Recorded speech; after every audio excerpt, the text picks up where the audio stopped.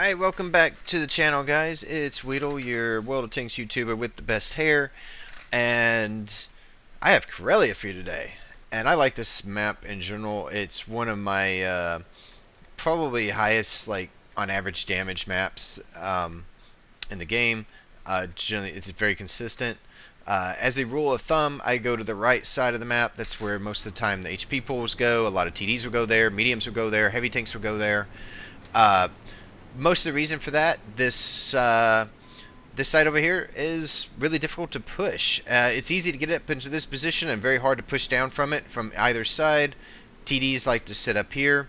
I mean, right now we got an E3 doing that. No one really wants to put in an E3. You got a 4005. That's a tough thing to push into, and it's very. So when would I go up there? Maybe if I'm like bought in a tier 8 and it's a heavy tier 10 match and I'm not going to be very effective over here. That's about the only reason. Other than that, I'm over here. Sniping position's really strong right there. The E5's doing a really good job. So let's talk about this low play here and when you can actually do it. So unfortunately in this match, I'm in a T57. This particular map is really nice for side scraping heavies here, hold down heavies here, really good for sniping tanks that are back here. T57's none of those, and that's partly why I chose this video. One, I like playing the T57 and I think it's a criminally underrated tank, but two, I wanted to kind of show people how to kind of play this when you don't have the ideal tank. And first of all, let's talk about this hill. You always want to go to this hill in force. You do not want to go by yourself. Sorry, E50M, but you're about to die.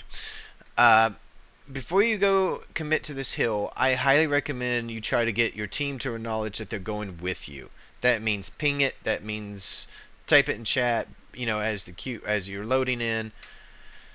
Figure that out before you go to this position. Don't just assume they're coming with you. If you go by yourself, you're probably going to die. But if your team takes this hill up here, this is a great play. If you see 3 medium tanks going up this hill, this is probably still a smart play. If their team is sending 3 or 4 mediums and you didn't send anybody, this is not a good play. You will get farmed out. You will die. However, if your team's up here, this whole lower bowl here is an extremely strong position from both sides. This map is kind of mirrored in a weird way. You do this, the same things are strong from either side. So let's see how I play a T57 on this. First of all, I don't want to be stuck out here very often, long anyways, because I don't have the best armor. And the longer I give them the aim, the more likely they are to pin my tank. So let's blind fire this bush here. So why did I do that? Well, one, I wanted to know if one of their TDs or medium tanks that were sniping from that position. And I saw my round go clean through the bush. That gives me some confidence that there's nothing in there. Now there's 3 tanks there. Managed to get 1 bounce. 1 round goes in. The T57 has really nice pin on its heat rounds. It's 340. So 1 out of 3. It is what it is.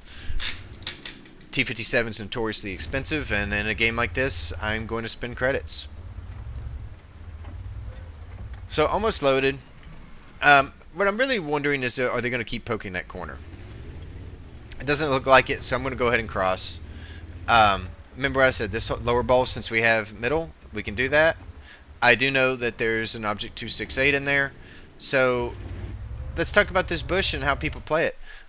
Most people will sit in that bush if they think they are not lit. And if they were lit and they go dark again, they will go back into that bush. So I'm going to be very patient here.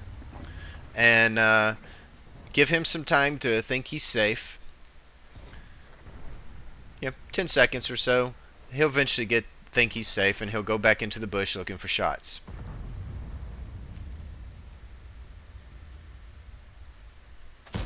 There's 1. That one missed. That looks like it hit something. That one hit something. And that one missed. So it looks like I might have got 2 shots in there. We'll take a look in the after battle report to see if any of those actually hit or pinned. Alright, so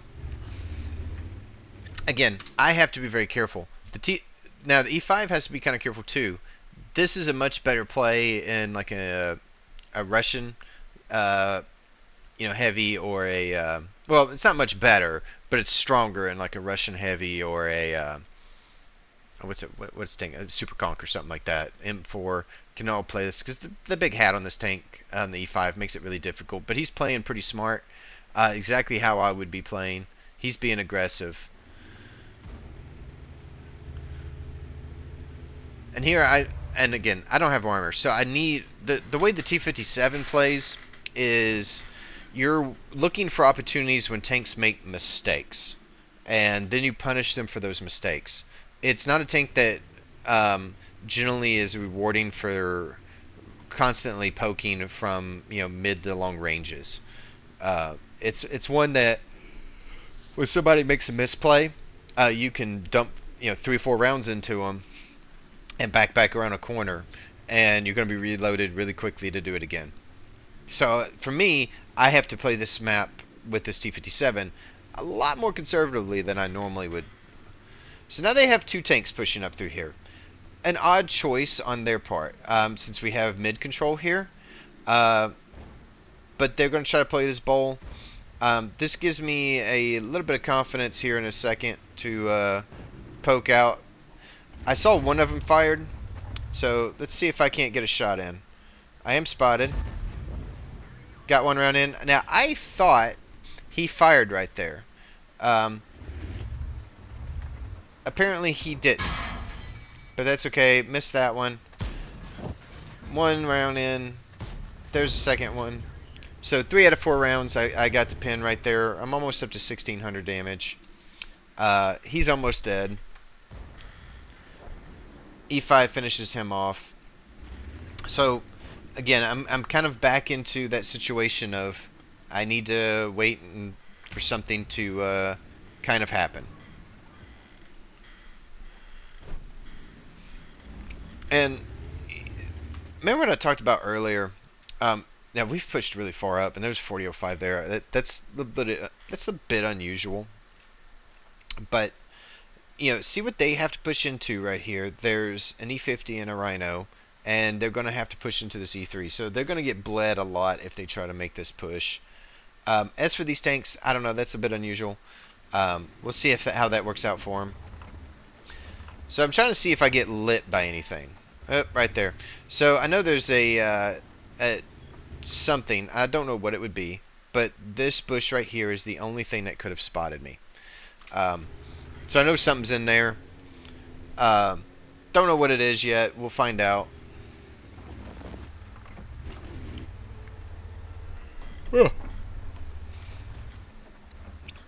So let's try to blind fire this bush again. I'd really like to get that object 268 out. Don't manage to get him. One downside of the T57 is you don't get a lot of ammo. And I probably wasted more ammo here than I needed to, but like I said, I'm not afraid to spend credits to do damage. There's that object 268. And there's the Ho-Ri that was in that bush. Can I get it? Nope. He managed to angle his armor just enough to not get pinned by that. Now, here, I know he's already fired. I am trying to create another angle here. And, yeah, I can squeeze in, and this 452 can't shoot me. Whew. Unfortunately, my E5 is dead.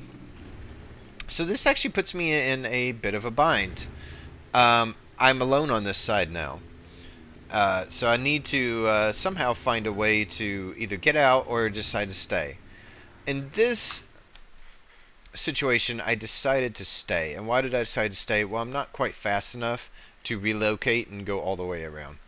Especially because it looks like my team's kind of wrapping this up. They're going to have the UDES cleared out. They're moving up through here.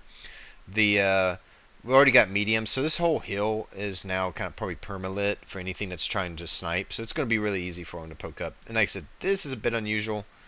So I decided to stay. Let's see what I can get. So here I'm just trying to find. Oh, look at the Mr. Ho-Ri there. And here we're gonna get to see the strengths of the T57.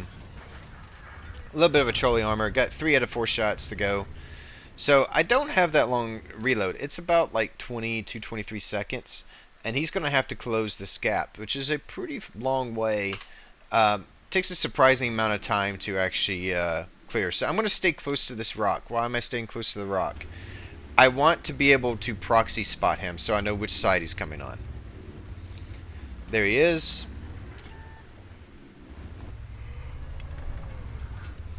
There's 1, 2. Unfortunately, I took a shot from the rear.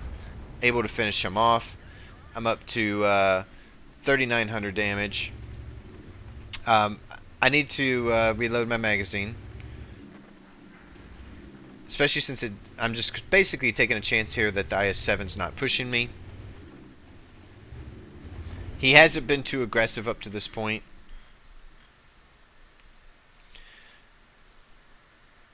And again, the match is won at this point. So I'm going to need to make a play just to get some extra damage. Unless they just push into me, which is honestly probably kind of unlikely with the way they've been playing. And as soon as I can have some confidence that their guns are going to be turned, I will make a move.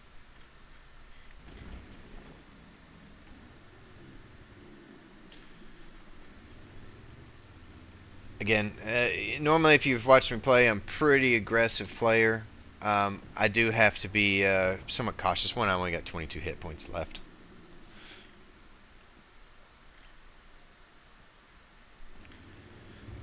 And that's another thing. So let me back up just a little bit. Let's talk about map using your camera. So this is how I'm using my camera to poke around. There, I lit him, and I zoom out, and I'm getting this overview, and I'm looking at which way that 452's facing.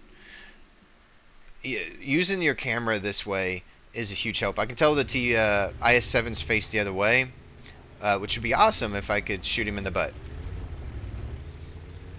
So I'm going to go down and see what I can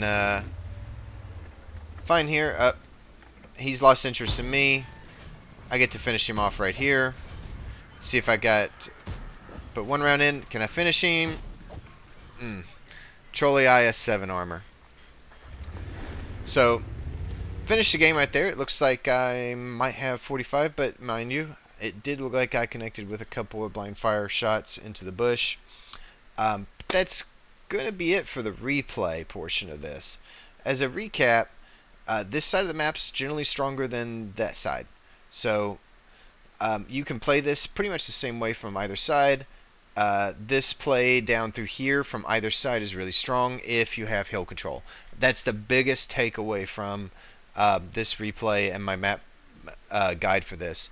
If you have control up here, this is strong. If you don't go down here. I do not care about the arty. It usually doesn't hit. It doesn't hit hard enough for me to just give up these positions and not play them. You know, just because they get too arty, I'll still come down here. If they do 400 damage to me or 600 damage, I probably farmed 3 times that. You know, in between their shots. So it just nothing. I don't care about arty. But that's it for the replay. Let's take a look at the after battle report. Okay, let's take a quick look at the after battle report. First class. It's nice. 5,300 damage, so it looks like I did connect with a couple of those blind shots. Bounced 1,260 damage. I know this T57 is not known for great armor, but it does have some trolley angles on it, and sometimes you can bounce some rounds. Wouldn't rely on it, but it will bounce some stuff. It does have armor. Spotted 4 tanks as well. As far as credits goes, spent 62,000 credits. T57 is a notoriously expensive tank to play, but when it works, it works, and I'm pretty happy with this. Especially on Corellia. Like I said, it's not a map that I think of as great for a T57, but if you're patient, you can make it work. But that's it for the video. If you liked it, please subscribe, like the video. Helps with the algorithm. That's it. Keep tanking, guys, and I'll see y'all in some matches, hopefully.